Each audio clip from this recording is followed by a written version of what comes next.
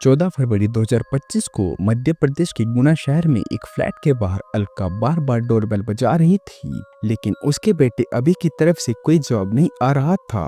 वह शाम 7:19 पर बैडमिंटन खेलकर फ्लैट के बाहर लौटी थी, लेकिन 7:35 तक भी उसका बेटा दरवाजा खोलने नहीं आया। अलका को गुस्सा आने लगा। उसे लगा कि शायद अभी हेडफोन लगाकर म्यूजिक सुन रहा है या वीडियो गेम में खोया हुआ है। नाराज होकर उसने अपने पति अनुपम को फोन कर बताया। अनुपम ने सलाह दी कि वह फ्लैट के मालिक से डुप्लीकेट चाबी लेकर दरवाजा खोलकर देखे। इसके बाद अलका ने एक दोस्त को फोन किया, उसने भी यही सलाह दी।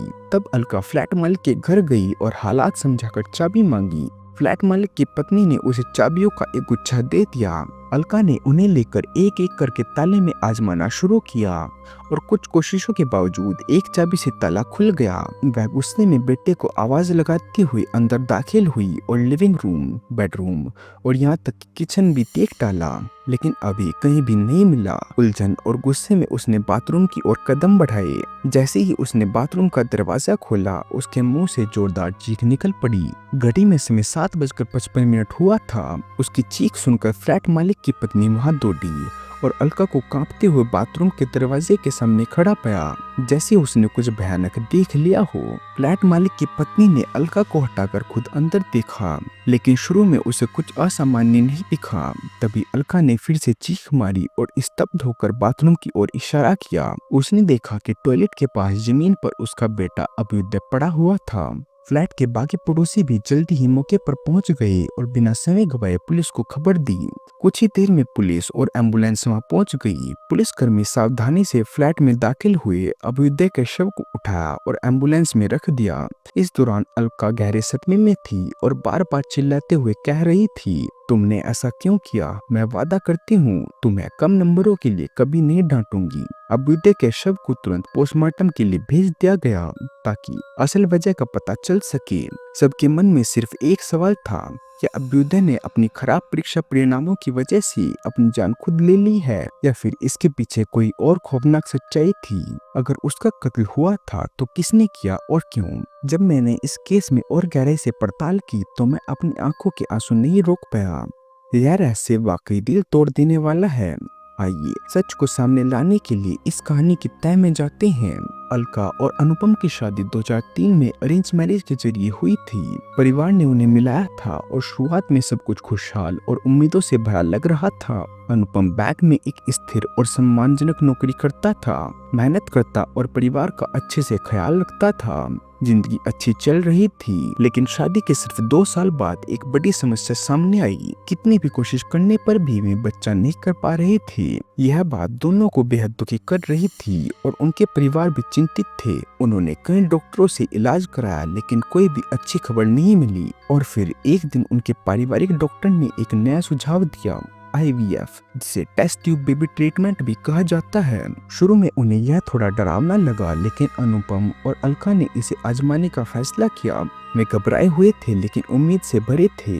सालों की प्रतीक्षा और प्रार्थना के बाद उनकी दुआएं कबूल हुई और 2010 में अलका ने IVF के जरिए एक बेटे को जन्म दिया। यह उनके जीवन का सबसे खुशहाल पल था। उनके दिल प्यार से भर गए और उनका घर बच्चे की हंसी से गूंज उठा। वक्त बीतता गया, बेटा बड़ा हुआ और साल 2024 आ गया। उसी साल दिसंबर में अनुपम का ट्रांसफर होकर उसे भोपाल से गुना आना पड़ा, जो मध्य प्रदेश में ही लगभग 250 किलोमीटर दूर था। यह परिवार के लिए एक बड़ा बदलाव था। घर बदलने के बाद अलका को अकेलापन महसूस होने लगा। नया माहौल अलग था और उसे पुराना मोहल्ला और रोजमर्रा की दिनचर्या याद आने लगी। अनुपम काम में व्यस्त रहता और बेटा अक्सर स्कूल या दोस्तों के साथ रहता, जिससे दिन लंबे और सन्नाटे भरे लगते। उसकी उदासी देखकर अनुपम ने प्यार से उसे कुछ नया करने की सलाह दी और गुना में एक लेडीज ग्रुप ज्वाइन करने का सुझाव दिया। शुरू में झिझकते हुए भी अलका ने हामी भर दी। लेडीज ग्रुप ने उसे खुले दिल से अपनाया और वे साथ में कई मजेदार और हेल्दी गतिविधियां करने लगी, जैसे सुबह सुबह योगा और दोपहर में बैडमिंटन खेलना। धीरे धीरे अलका फिर से खुश और जुड़ी हुई महसूस करने लगी, लेकिन उनकी यह खुशी ज्यादा समय तक टिक नहीं पाई। 14 फरवरी 2025 को कुछ भयानक हुआ। उनका इकलौता बेटा अभ्युदय बाथरूम में मृत पाया गया। जब पुलिस फ्लैट पर पहुंची तो उन्होंने हर चीज को ध्यान से जांचा। जबरदस्ती घुसने के कोई निशान नहीं मिले और न ही ऐसा कोई सबूत कि कोई और फ्लैट में दाखिल हुआ हो। इसके बाद 15 फरवरी को आई पोस्टमार्टम रिपोर्ट से पता चला कि अभ्युदय की मौत दोपहर 2:30 बजे से 3 बजे के बीच हुई थी, लेकिन उस समय अलका फ्लैट में ही थी। पुलिस ने सीसीटीवी फुटेज देखने का फैसला किया।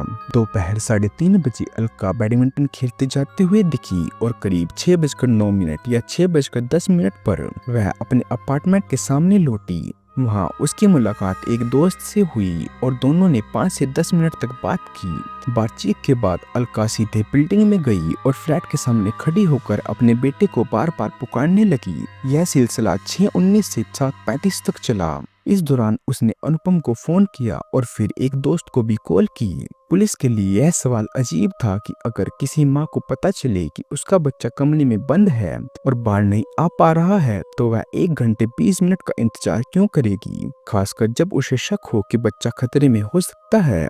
इस अजीब व्यापार ने पुलिस का शक बढ़ा दिया और उन्होंने सीसीटीवी फुटेज को दोबारा बारीकी से देखा। यह पता चला कि दोपहर में जब घर से हाउस हेल्प चली गई थी, उसके बाद फ्लैट में सिर्फ अलका ही दाखिल हुई थी। पुलिस ने जब पड़ोसी से बातचीत की तो एक ने बताया कि दोपहर में फ्लैट से बर्तनों के जोर जोर से गिरने की आवाजें भी आई थी, लेकिन वह ऐसा नहीं लग रहा था कि कुछ गलती से गिरा हो, बल्कि ऐसा लग रहा था कि कोई बर्तन दीवार पर फेंक रहा हो, हालांकि किसी व्यक्ति विशेष पर नहीं, दीवार पर। इसके बावजूद पुलिस को अब तक यह साफ नहीं हुआ था कि अभ्युदय की मौत कैसी हुई, लेकिन जब उन्होंने पोस्टमार्टम रिपोर्ट दोबारा देखी तो एक अहम बात दिखी। उसके गले पर निशान था जो लगता था जैसे वह किसी चैन से बना हो।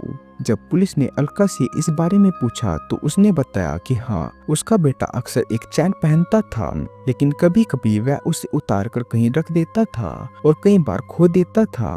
पुलिस ने पूछा कि क्या वह चैन घर में उसके पास है, तो अलका ने कहा कि वह उसके पास नहीं है। पोस्टमार्टम रिपोर्ट से स्पष्ट था कि अभ्युदय की मौत दम घुटने से हुई थी, यानी किसी तरह उसकी सांसें रोक दी गई थी। अब पुलिस को यह पता लगाना था कि आखिर उसकी सांस कैसे रोकी गई। 11 मार्च 2025 को पुलिस फिर से अपार्टमेंट पहुंची और दरवाजा खटखटाया। दरवाजा खुलते ही अभ्युदय की मां अलका जैन को तुरंत पुलिस स्टेशन ले जाया गया, जहां उन्हें बताया गया कि उन्हें अपने बेटे की हत्या के आरोप में गिरफ्तार किया जा रहा है। यह सुनकर अलका हैरान रह गई और जोर जोर से विरोध करने लगी। स्टेशन पर उन्होंने चिल्लाते हुए कहा, मुझे क्यों गिरफ्तार कर रहे हो? मेरे बेटे ने खुद ऐसा किया है। उसके एग्जाम के रिजल्ट बहुत खराब आए थे, इसलिए उसने ये किया। वह बार बार अपनी बात समझाती रही। यह जोर देकर बताती रही कि उनके बेटे के खराब प्रदर्शन के कारण वह निराश हो गया था। पुलिस चुपचाप उसकी लंबी बातें सुनती रही और जब वह थमी तो शांत सुर में बोली, मैडम, हमने आपकी सारी बातें सुन ली है, लेकिन अब हमारे पास सबूत है। हम आपको दिखाएंगे कि हमें क्या मिला। इसके बाद पुलिस ने बताया कि वे क्यों मानते हैं कि बेटे की मौत के लिए अलका ही जिम्मेदार है। पहला कारण, कार्यवाही में देरी। पुलिस ने कहा, आपको लगा आपका बेटा अंदर है, शायद हेडफोन लगाकर म्यूजिक सुन रहा होगा या वीडियो गेम खेल रहा होगा, इसलिए आप परेशान नहीं हुई। आपने 1 घंटे 20 मिनट तक दरवाजा खटखटाया। उसके बाद आप फ्लैट के मालिक के पास जाकर डुप्लीकेट चाबी लेकर आई। सवाल यह है कि आपने ऐसा करने में 1 घंटा क्यों लगाया? दूसरा कारण, घटनाओं का समय। सीसीटीवी फुटेज में देखा गया कि 2:22 पर आपकी हाउस हेल्पर फ्लैट से निकली और पोस्टमार्टम से पुष्टि हुई कि आपके बेटे की मौत 2:30 बजे से 3 बजे के बीच हुई। इसके बाद फुटेज में 3:30 बजे आपको फ्लैट से निकलते हुए देखा गया और आपके निकलने के बाद वहाँ कोई नहीं आया। फिर शाम 7:50 पर आप फ्लैट लौटी और जैसे ही अंदर गई, बाथरूम की ओर दौड़ी और जोर जोर से चीखने लगी। अलका पूरी तरह सदमे में थी, जबकि पुलिस लगातार सबूत पेश कर रही थी। तीसरा कारण, संदिग्ध बयान। जो बात सबसे ज्यादा ध्यान खींच रही है वह थी आपके अपने शब्द। जब अभ्युदय का शव एम्बुलेंस में ले जाया जा रहा था तो वह जोर जोर से चीखी, अभी तुमने ऐसा क्यों किया? वह बार बार यही शब्द दोहराती रही, दिल में दर्द और आंखों में आंसू लिए। वह सभी को यह समझाती रही कि उसके बेटे ने खुद यह दुखद घटना की है, क्योंकि उसके परीक्षा परिणाम बहुत खराब आए थे। लेकिन पुलिस के मन में सवाल उठा कि वह इतनी जल्दी उसे दोषी क्यों ठहरा रही थी? उसे इतना यकीन कैसे था? चौथा कारण, असामान्य समय। पुलिस ने उसके फ़ोन रिकॉर्ड्स भी देखे और पाया कि रोजाना अलका करीब 4:30 या 4:45 तक बैडमिंटन खेलने जाती थी, लेकिन उस दिन वह 1 घंटे पहले यानी 3:30 बजे ही घर से निकल गई। और भी अजीब बात यह थी कि 2:40 से ही वह अपने दोस्तों से बार बार कह रही थी और दबाव डाल रही थी कि वह बैडमिंटन खेलने जा रही है। पुलिस ने आगे कहा, आपके बेटे की गर्दन पर एक निशान था जो किसी चैन जैसा लग रहा था। अब वह चैन कहाँ है? अलका पहले कह चुकी थी कि उसका बेटा कभी चैन पहनता था तो कभी उतार देता था, इसलिए अधिकारियों ने पूछा कि उसने वह चैन कहाँ छुपाई है, क्योंकि उन्हें शक था कि उसी चैन से बेटे की हत्या की गई। जब वह शाम करीब 6 या 6:30 बजे लौटी तो ऐसा व्यवहार कर रही थी जैसे कुछ हुआ ही ना हो। इसी बीच जब फ्लैट मालिक की पत्नी से संपर्क किया तो अलका ने मौका पाकर अपने बेटे की गर्दन से चैन उतारी और अपने पास रख ली। पुलिस ने धीरे धीरे सारे सबूत एक एक करके अलका के सामने रखे और फिर उससे पूछा, तुमने अपने ही बेटे को क्यों मार डाला? यह वही बच्चा है जिसके लिए तुम और तुम्हारे पति अनुपम ने 7 साल तक संघर्ष किया, यहाँ तक कि जब प्राकृतिक तरीके से गर्भधारण नहीं हो पाया तो IVF का सहारा लिया। तुम ऐसा क्यों करोगी? हत्या के पीछे की वजह सुनकर हर कोई चौंक जाएगा। इसके बाद प्रेस ब्रीफिंग में पुलिस ने बताया कि उन्हें क्यों लगता है कि अलका ने ही यह अपराध किया। उन्होंने खुलासा किया कि अलका और अनुपम दोनों इंस्टाग्राम पर सक्रिय थे और अक्सर डील बनाकर पोस्ट करते थे। अनुपम के जॉब ट्रांसफर के बाद अलका खुद को काफी अकेला महसूस करने लगी, लेकिन इसके पीछे एक और गहरी वजह थी। उसका बेटा अभ्युदय लगातार उससे कई सवाल पूछता रहता था। जब भी वह घर से बाहर जाती वह जानना चाहता था कि वह कहाँ जा रही है, उसने वेस्टर्न कपड़े क्यों पहने हैं, माथे पर बिंदी क्यों नहीं लगाई है, और इस तरह के कई सवाल। अभ्युदय को पसंद नहीं था कि उसकी मां रील बनाए और पड़ोसी भी कई बार उनकी बहस सुन चुके थे। इन लगातार तनावों ने अलका को तोड़ दिया, खासकर उस दिन जब अभ्युदय के परीक्षा परिणाम खराब आए। घर लौटकर जब अभ्युदय ने मां को बताया कि उसका एग्जाम खराब गया तो वही पल था जब अलका का गुस्सा फूट पड़ा। बाद में जब नौकरानी चली गई उनकी बहस और बढ़ गई और गुस्से में बर्तन में एक दूसरे पर फेंकने लगी। इसी दौरान अलका अपना आपा खो बैठी और स्थिति ने दुखद मोड़ ले लिया, जिससे अभ्युदय की मौत हो गई।